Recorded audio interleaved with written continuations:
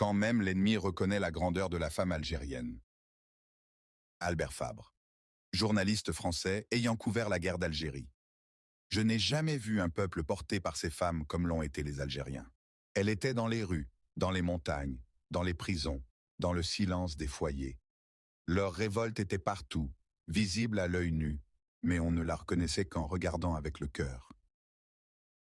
Henri Alleg, journaliste et auteur.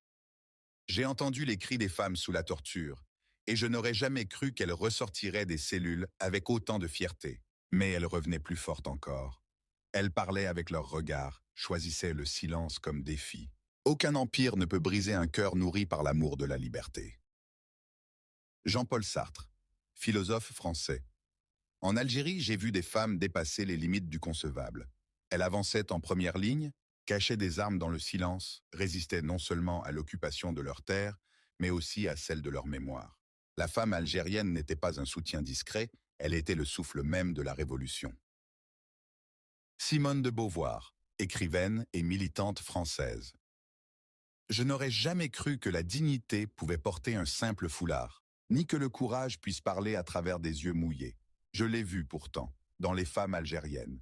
Elles combattaient l'injustice en silence, enseignaient la liberté dans des foyers détruits et se dressaient avec fierté dans les tribunaux coloniaux. Frantz Fanon, médecin et penseur antillais. Qu'elles soient à la campagne ou en ville, les femmes algériennes transformaient la guerre. Non par des cris, mais par 1000 actes invisibles. Nourrir les combattants, cacher les blessés, porter la douleur dans leurs yeux et la victoire dans leur silence. L'occupant croyait les femmes faibles, elle était sa plus grande défaite. Pierre Vidal-Naquet, historien français. Dans les rapports militaires, les femmes sont réduites à des chiffres, suspectes, arrêtées, collaboratrices. Mais derrière chaque mot, il y avait un acte de bravoure.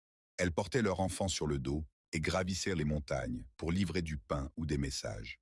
Elles étaient les pages vivantes d'un livre de résistance. Germaine Tillion, anthropologue française. J'ai connu les femmes des Aurès, celles de la Casbah, celles des montagnes. Chacune portait un fragment de la Révolution dans ses gestes, dans son silence, dans sa persévérance. Elle accueillait la mort comme un rendez-vous inévitable, sans peur ni larmes. Leur héroïsme n'était pas spectaculaire, mais fondamental. Jules Roy, écrivain et ancien officier français. On m'a dit un jour, ne crains pas les armes, crains les femmes qui portent une nation dans leurs yeux. Je pensais à une exagération, jusqu'à ce que je voie les Algériennes. Elles se déplaçaient entre les barrages comme si la peur n'existait pas. Chacune d'elles était une révolution en marche.